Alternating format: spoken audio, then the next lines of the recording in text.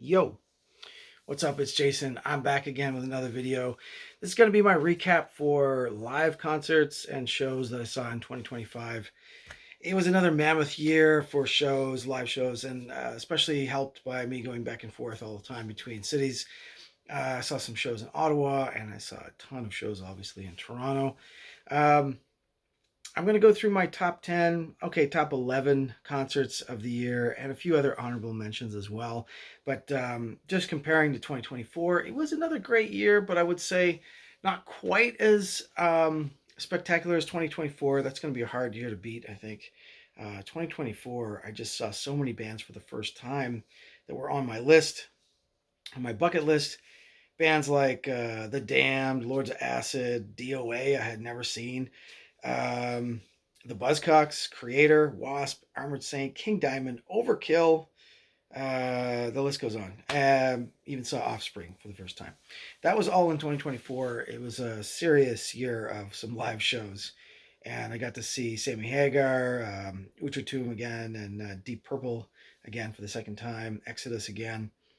Um, yeah, just overall really killer. Even got to see Greg Ginn. I don't want to call it Black Flag because it's like just Greg Ginn and some hired guns or whatever, but still pretty cool to see. And Dayglow Abortions also got to see them again live. So small shows to big shows, I do it all.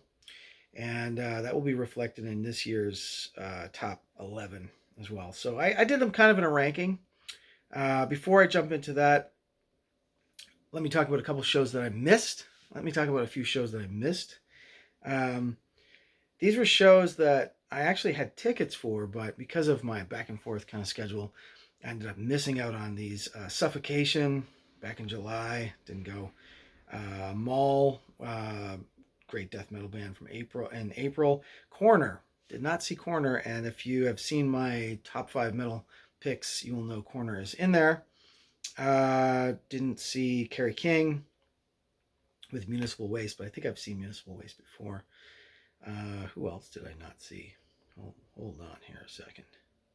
My computer's just going crazy. I keep a running tab of all the shows I go to, obviously, and the ones that are coming up. I'm already getting pretty excited for 2026. There's some cool shit coming up. Yeah, so other than that, I missed Outecker. I had tickets for that. Would have been really cool. Um, yeah, those are some of the ones. Now, a couple of bands, a couple of shows that did not make my top 11 here in this case. Incantation, I got to see them for the first time. They were awesome, very killer groovy death metal. But the thing with it was sort of just one album. It was like a one album kind of concert. I saw Static X and Gore for the first time. That was quite a visual treat. It was fun, but I wouldn't go see them again. Maybe if they're at a festival or something, but it was a little disappointing. I mean, saw Anvil again. This would be the third time, and I would say it was the worst of the three shows. I mean, they are getting up in age, they're getting a little older. The in between song banter was kind of whatever, um, and the set list wasn't the best. I mean, they covered the usual ground: March Crabs, 666. Metal on Metal, all those ones for sure. But overall, just didn't make my top 10 concerts. And I would give a shout out also to Exploited. I did get to see them finally. I was supposed to see them last year. Maybe it would have been better the year before. Um, but I ended up seeing them in 2025. I guess they're just kicking around the country. Maybe they've moved to Canada at this point. We're going to see them every year. I'm a big Exploited fan, but I gotta say I favor the recordings over the live, and I just found after a while it kind of went to mush. Like it sort of obviously very similar style of songs and playing, and didn't find there was a lot of standouts other than a few of the classic hits. All right, nevertheless, let's get into this. My number 11 best concert of the year is kind of a weird one. I mean, it really should have been a top 10 and just put this as an honorable mention, but I got to see the Canadian legends April Wine not once, but twice. This was a big concert tour in Canada this year with BTO, Randy Bachman, and Headpins, maybe another band too, I don't know, but all Canadian lineup. And what it is I ended up having tickets to both Ottawa and Toronto for the concert. I guess I was covering my bases in case I missed it. And I gotta say, April Wine was the best overall for the night. They did an awesome set, all their like usual hits. It wasn't a super long set; it was only 10 songs in total. Enough is enough. Say hello. Out. Ua, Ua tonight. Gypsy Queen. Roller. I like to rock. A couple of these are on here. Side of the Gypsy Queen is on this one, which is actually a cover, right? And Wanna Rock is also on this one. So yeah, just classic Canadian hard rock. Um, it was pretty fun. It was just a great killer collection, killer set list. But I think there's only like one original band member now that the lead singer had passed away. Headpins were okay. They also don't have their original singer, so there's that. And but BTO, I thought was kind of a lame performance. There was too much medley with his other stuff. I mean, he did like Guess Who, and he did the entire concert, I think, from a chair. I know he's getting up there, but it just didn't make for a great concert. So let's go with the top 10 now. That was number 11. Number 10. Um, Now number 10 is kind of funny because it's actually another concert that I saw twice. Yeah, I'm gonna try not to do this next year, but I ended up seeing both these bands. This concert played in Moncton. We were way out on the East Coast. I got to see them there, and then I got to see them again in Toronto at the Danforth. Talking about the Descendants. First time seeing the Descendants. Um, I was pretty psyched. Definitely psyched. And I gotta say, they delivered. It was really fun. They did like all the songs in this album. This is a live-ish album. I think they did all these songs too. But yeah, My Dad Sucks, Van, Suburban Home, Hope, I'm Not a Loser. Yeah, Catalina, Kabuki Girl. I don't know if they did that one. They did like everything. They did like 100 songs. It was pretty fun. The songs are a little bit samey after a while for sure, but super short, super fast, fun to see. In fact, so fun I saw them twice. And then the other band that was playing with them, legendary band. First time I got to see them was last year, the Buzzcocks. Man, it was cool seeing the Buzzcocks again. They're I would say last year the 2024 concert was by far the best. It was a longer set list and it was probably more special because it was the first time seeing them. Um, it's just Steve Diggle, is that his name? The guitarist of the band who's now doing the singing duties. He's not always hitting the notes, but he's got loads of energy for sure. So, and the set list is always amazing. So yeah, they played a lot of. It was a shorter set, obviously this time, and they didn't play my favorite Fast Cars, I don't think, but they did play a lot of their other usual hits, so that was cool. Number 9, I am gonna go with a concert I saw late in the year, and this time a concert I only saw once. I promise. Metal concert for the old school '80s thrash legends, Sacrifice. Wow. I mean, that's always kind of a wow moment to go see Sacrifice. They don't play Canada all the time or play in general all the time. These are reissues. This is an OG copy of Forward Determination, which I'm pretty happy to have. I've been a fan of Sacrifice since I was a kid, since like grade school, since they came out with their debut in like what 1986. I think this one. Right up there with Razor, Voivod, in terms of the best Canadian metal. And they did not disappoint. They put on a really stellar set. My only complaint is like it got a little samey as well. They played some tracks from the new album, I'm pretty sure. It was long. It was kind of a long set. It was 20 songs. I probably only needed 10. By the way, it's not the first time I saw Sacrifice. I saw them a while back in 2017, I think. And I think I liked that concert a little bit more. This was in a bigger space. It was in the concert hall in Toronto. And a former Masonic Lodge. I think that concert hall is quite large. Anyway, the openers, there was a couple of openers I missed, but I did catch Corrosive, who are also from Toronto area. They were absolutely sick. Totally pumped, super energetic, great thrash, good crowd interaction. everything you want from a show. So Corrosive definitely set a high bar, and then Sacrifice came in, and that was cool too. But there you go. Another Canadian legend I got to see. My number 8 next is a band, again, that I've loved since the 80s. And a band I've never got around to seeing, even though they've come to town a couple times in recent years. They're back. They've reunited, and they've done return concerts. And I finally got to see them in Toronto, of all places, at the legendary Horseshoe. So that was really cool too. Got to see garage rock favorites, the Gruesomes. Yeah, it was totally wicked to see them again. I mean, they're older now, but they still just rock it out. They had Muck and the Myers, I guess, was a U.S. Boston garage revivalist band, was the opener, and they were really good too. So it's cool. Got to see my old school favorites as a kid, and they played all the good songs. But I would say one complaint about that show is that the set list was kind of a little mixed bag. It started off really strong, and then the middle part, and I didn't really get going until the encore. They jammed in a whole bunch of killer tracks at the very end, including their French song, which is Je Cherche. But they did Way Down Below and The Witch. I'm pretty sure they did cover The Witch. Unchain My Heart. Yeah, Gruesomes, cool garage rock show of the year, hands down. That's my number 8. Number 7, 2 bands. Concert outdoors in Toronto at the Mega Budweiser stage, which I think this is the last year before it gets renovated. It's a really huge outdoor amphitheater. A lot of fun seeing shows there. And one of these bands I had never seen before, and it's always on my bucket list, the legendary Devo.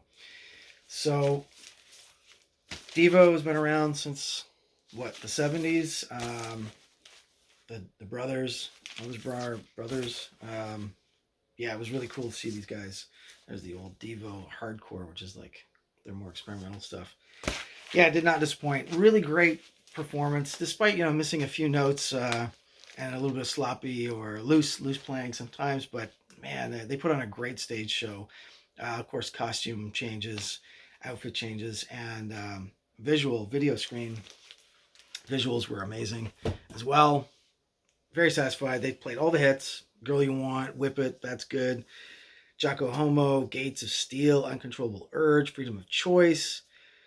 Yeah, I mean, totally satisfied. Good to go. Would go see them again probably too, because it's just a killer set list. Then the B-52s came on. Now, maybe B-52s should have went on before Devo, because that would have maybe been a little bit better. It was hard to top this Devo performance that had video and everything going on.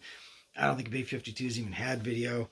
And it was really pretty disappointing. This is the second time I've seen B-52s. I saw them, albeit a long time ago, over 10 years ago, maybe 15, maybe 20 years. I don't know. So that performance that I had seen was at a festival, outdoor festival, and it was really great show, and it's been etched in my mind ever since. An amazing night of all their hits and a good performance. So I was really pumped for this one. I was like, man, I know they're older, but like they're gonna deliver. Come on, this is a tour, and maybe they did better on other nights, but maybe this was just a bad night. But yeah, I wasn't feeling it. It was a lot of one singer in particular. I won't name which one. Was having a hard time hitting the notes, and it just kind of soured a little bit.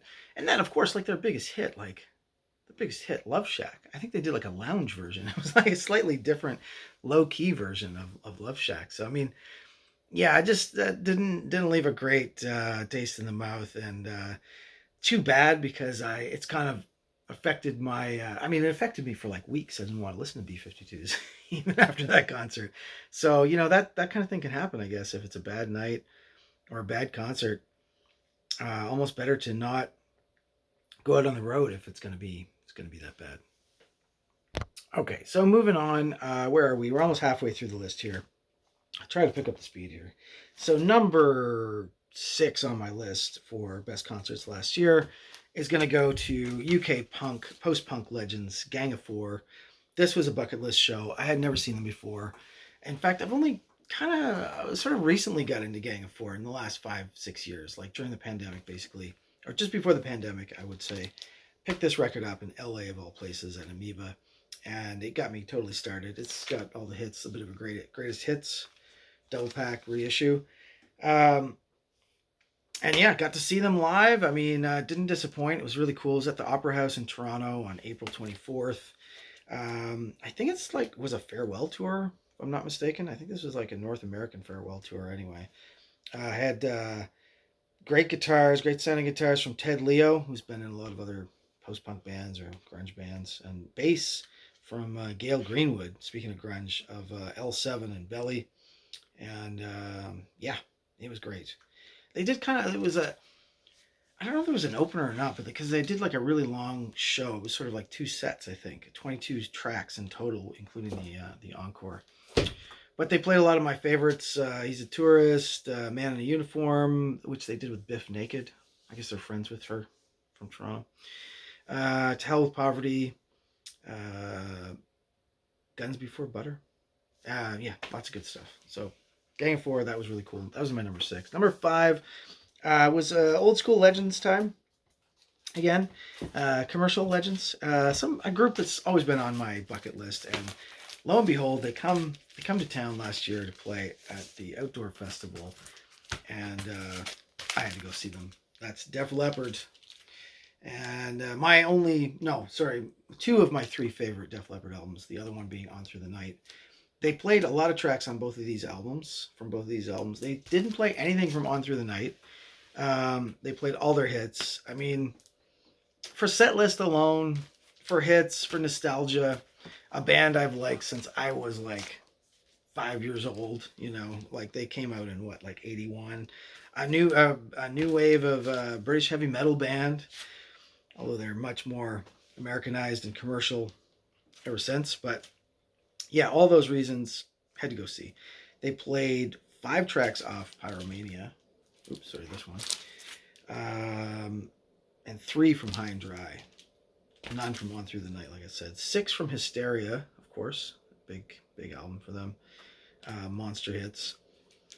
And yeah, vocally and performance-wise, I think it worked. It was outdoors, right? So like it can be masked a little bit. Like, you know, I'm sure he's not always hitting the perfect notes. Maybe there was a little bit of karaoke going on. Maybe a little bit of background vocals or lip syncing. I don't know. But you know what? I just enjoyed it. It was just fun. It was a good concert overall. So yeah. But you know what topped that? Number 4. This is a surprise for me because I had low expectations. I mean, I had already seen Def Leppard at this point. I saw Def Leppard in July, Gang of Four in April. But September comes rolling around, early September, and The Who is back in town. Man, it is a total bucket list thing too. Like, who would have thought I would see The Who? Right?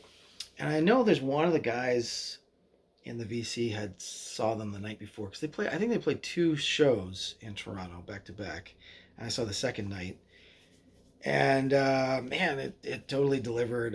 Roger Daltrey was great. Some people said that they thought the vocals were turned up quite a bit to get over top of the music. I'm okay with that. You know, I'm totally okay with that. So I guess some people kind of complain the music wasn't louder. But, you know, Pete was there doing his thing. He did his, like, hand twirl, arm twirl thing. They played all the hits, like, you know, Pinball Wizard and Won't Get Fooled Again, Who Are You, Substitute, Behind Blue Eyes, and my new favorite Who song, Eminence Front.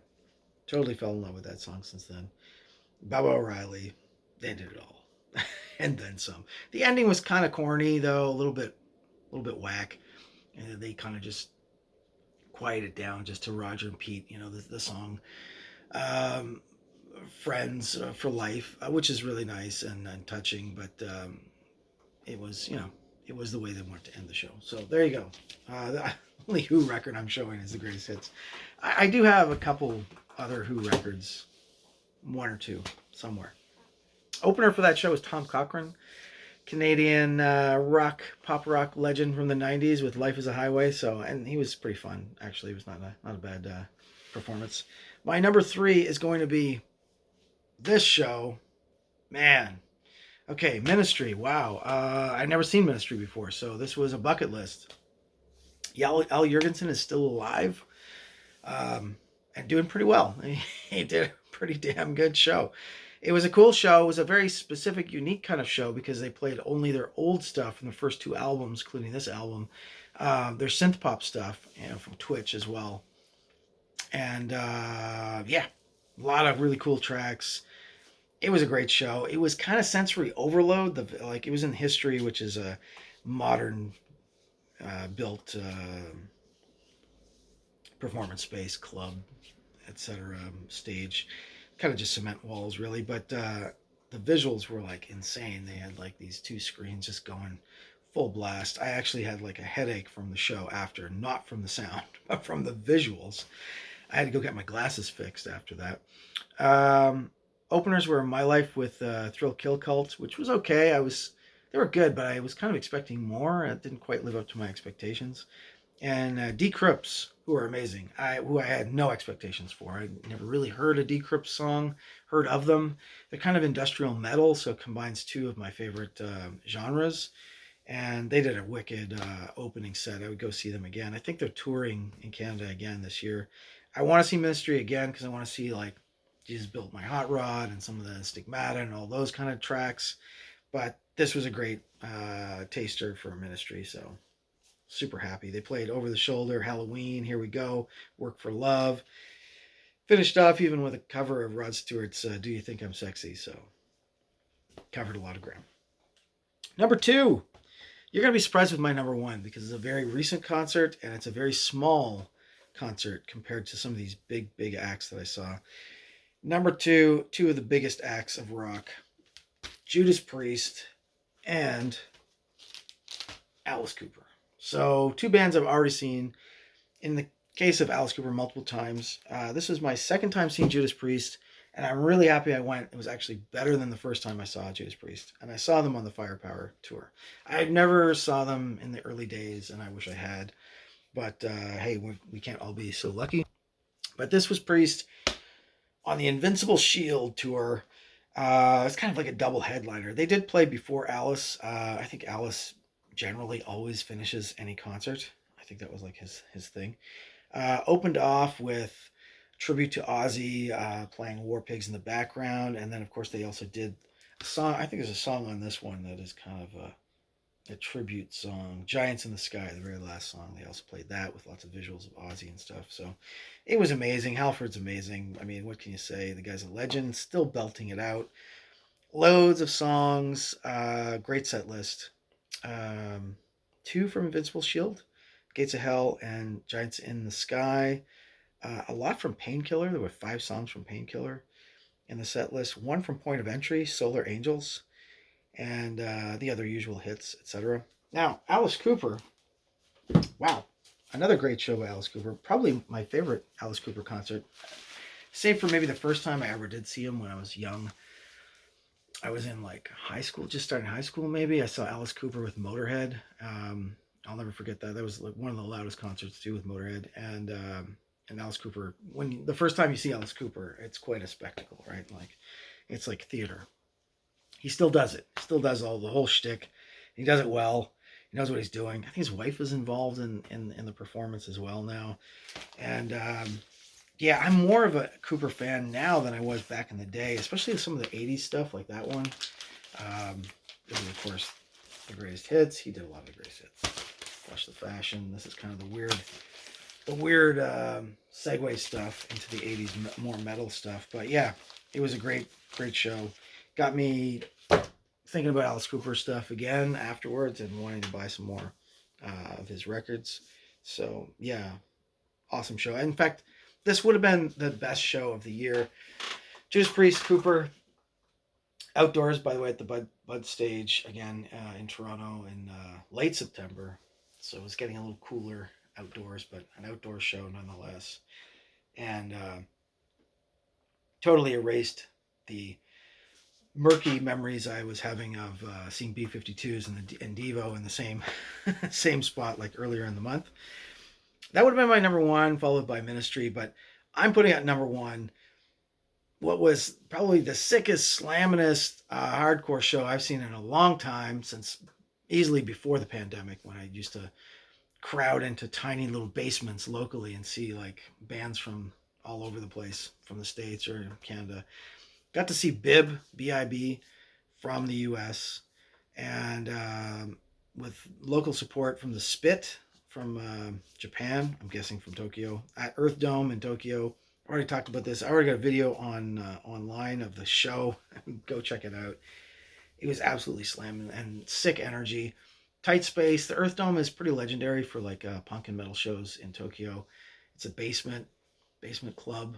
A separate room that had the bar, and a DJ was even in that room as well. The main room, I don't know how many could fit. Maybe 200 people max. 100 to 200 people. I don't know. I'm just taking a wild guess. It was kind of dark. As soon as you walk through the door, actually, you were kind of in the pit, which was pretty nuts all in itself. Because there was band already playing, the Spit was already on, and yeah, Bib just totally knocked it out of the park. They got this kind of reverb, kind of almost distorted vocal, but the energy is like just full on in your face. And I don't have any Bib records to show. I don't even have any records by them. I had heard of them, and I feel like maybe I had a 7-inch by them somewhere. I gotta go dig into my sevens now and see if I can find that. But that's gonna be my number one show for the year. Just energy alone, hardcore punk. It was in Japan, part of my trip. So that's gonna be my number one spot for 2025. 2026. Looking forward to some more shows. I think Exodus is on tour again with, was it Rob Dukes now on vocals, and Anthrax is also coming to town, and I've never seen Anthrax before. Megadeth is touring, but I've seen them before, and that was enough. I'm not a big Megadeth fan, but they're good live for sure. So that wraps it up. I'll see you guys on the next one.